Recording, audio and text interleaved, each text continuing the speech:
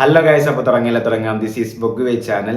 വിഘ്നേഷ് ശിവൻ രചനയും സംവിധാനവും നിർവഹിച്ച് പ്രദീപ് രംഗനാഥൻ, കൃതി ഷെട്ടി, SJ സൂര്യ എന്നിവരെ പ്രധാന വേഷത്തിലെത്തിച്ച് 2025 റിലീസ് ചെയ്യാനൊരുങ്ങുന്ന ഒരു ഇന്ത്യൻ തമിഴ് റൊമാൻറ്റിക് കോമഡി ചിത്രമാണ് LIK, love insurance company. So ഇത് പ്രൊഡ്യൂസ് ചെയ്തിരിക്കുന്നത് നയൻതാരയാണ് ആൻഡ് ഇത് പ്രസന്റ് ചെയ്തിരിക്കുന്നത് SS ലളിത് കുമാറുമാണ്. ഇതിൻ്റെ മ്യൂസിക്, വിഘ്നേഷ് ശിവൻ്റെ പടമാകുമ്പോൾ ആരാണ് മ്യൂസിക് എന്ന് ഞാൻ പറയണ്ടല്ലോ, റോക്ക് സ്റ്റാർ അനിരുദ്ധ് രവിചന്ദ്രാണ്. അപ്പോൾ അവർ സെക്കൻഡ് പഞ്ച് എന്ന നിലയ്ക്ക് സെക്കൻഡ് സിംഗിൾ അവർ റിലീസ് ചെയ്തിട്ടുണ്ട്. അതാണ് നമ്മൾ ഇന്ന് റിയാക്ട് ചെയ്യാൻ പോകുന്നത്. So second single titled as പട്ടുമ എന്നാണ്. സോ ഇത് പാടിയിരിക്കുന്നതും അനിരുദ്ധ് രവിചന്ദ്ര അനന്തകൃഷ്ണനാണ്. ഇതിൻ്റെ ലിറിക്സ് എഴുതിയിരിക്കുന്നത് വിഘ്നേഷ് ശിവനാണ്. വിഘ്നേഷ് ശിവനെ അറിയാം, നിങ്ങളെ ഡയറക്ടർ മാത്രമല്ല, പുള്ളി ഒരു ലിറിസിസ്റ്റും കൂടിയാണ്. മാസ്റ്റർലി അന്ത കണ്ണ പാത്താക്ക അതൊക്കെ എഴുതിയത് വിഘ്നേഷ് ശിവനാണ്. സോ ആ പാട്ടാണ് നമ്മൾ റിയാക്ട് ചെയ്യാൻ പോകുന്നത്. വാ guys. Connecting lovers since 2038. Connected. Lalit Kumar present. How do you choose? 55 cute. ആള് പറയുന്നത് തന്നെ ആരാണ് മ്യൂസിക്കായി അറിയില്ല.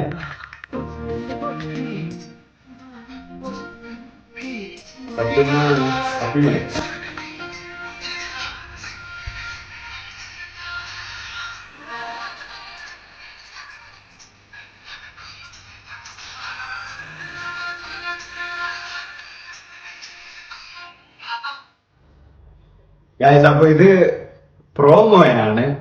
ആൻഡ് ഒരു വിഷയമുള്ളതെന്ന് വെച്ചാൽ അവരിന്ന് സോങ് റിലീസ് ചെയ്യുമെന്ന് പറയുന്നു. പക്ഷെ അവർ സോങ് റിലീസ് ചെയ്തത് ലിറിക് വീഡിയോ അല്ല, പിന്നെ എന്താണ്, വെറും ഓഡിയോ ആണ് അവർ റിലീസ് ചെയ്തിട്ടുള്ളത്.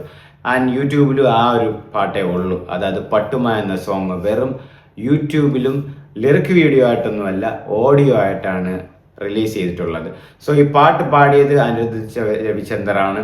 ആൻഡ് ഈ പാട്ടിൽ എന്താ പറയുക, കുറച്ചുകൂടെ ഒരു ഞാനൊരു ഇപ്പോൾ കേട്ടപ്പോൾ എനിക്ക് തോന്നുന്നു വഴിയിറേൻ എന്നൊരു പാട്ട് മദ്രാസി സിനിമയിലുണ്ട്, ആ ഒരു ടൈപ്പ് പോലെ എനിക്ക് തോന്നി. നമുക്ക് ഫുള്ള് കേട്ടു പോകാം, എന്നിട്ട് ബാക്കി പറയാം അല്ലേ ഗൈസ്? വാ ഗൈസ്, അപ്പോൾ നമ്മൾ പാട്ട് കേൾക്കുവാണ്.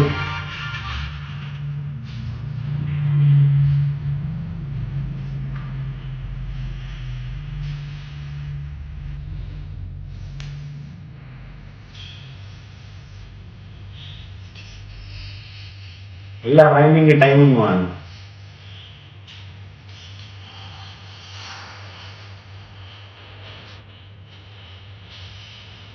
സാമി സാബോ നീലൻ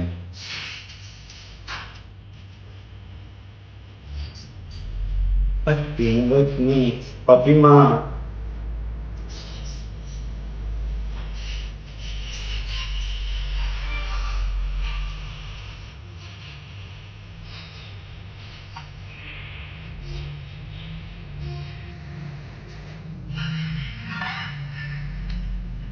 അപ്പൊ അവർ ലിറിക് വീഡിയോ അല്ല റിലീസ് ചെയ്തത്, ഓഡിയോ ആണ് റിലീസ് ചെയ്തത്. സോങ് മാത്രമായിട്ടാണ് റിലീസ് ചെയ്തത്, വീഡിയോ ആയിട്ടല്ല. അപ്പൊ അതെന്താണെന്ന് അറിയില്ല.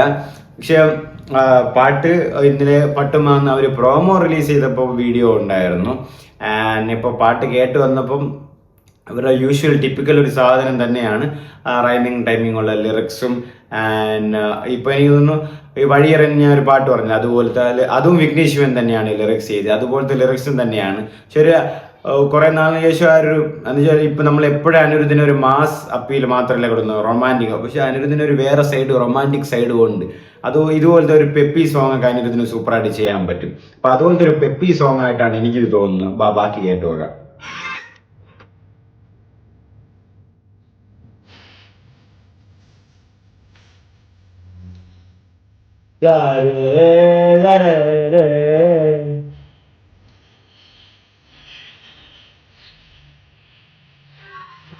അത് വൈബായിട്ടുണ്ട്.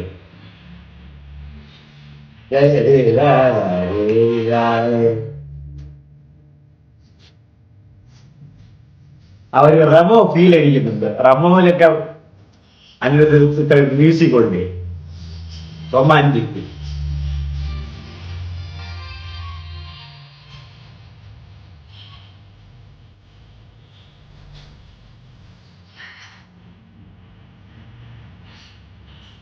റോസ, ലൂസ,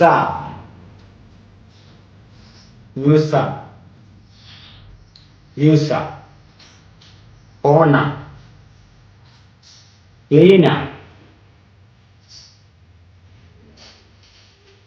നാന്ന,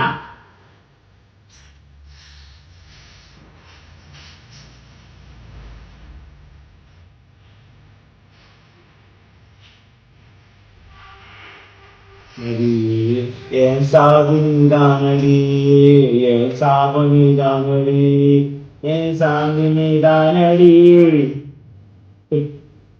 பட்டுமா பப்பிமா.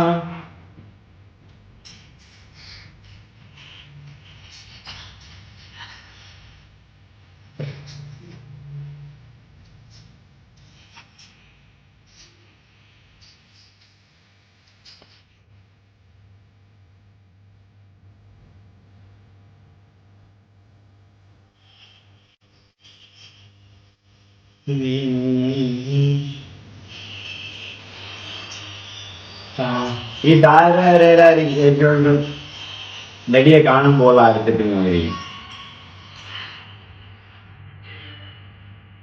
അപ്പൊ ഇതാണ് കേസ് പട്ടുമാന സോങ്. ഒരു വെറൈറ്റി ആയിട്ടുണ്ടല്ലോ റിയാക്ഷൻ. സാധാരണ വീഡിയോ നോക്കിയാണ് റിയാക്ഷൻ ചെയ്യാറ്, ഇപ്പോൾ ഓഡിയോ നോക്കി റിയാക്ഷൻ ചെയ്ത്. അപ്പോൾ ഓഡിയോ റിയാക്ഷൻ ആണിത് ആക്ച്വലി സത്യം പറഞ്ഞാൽ. ആൻഡ് പാട്ടിനി കേട്ടപ്പം ഓക്കെയാണ്, എനിക്ക് ഒരുപാടൊന്നും ഇഷ്ടപ്പെട്ടൊന്നുമില്ല.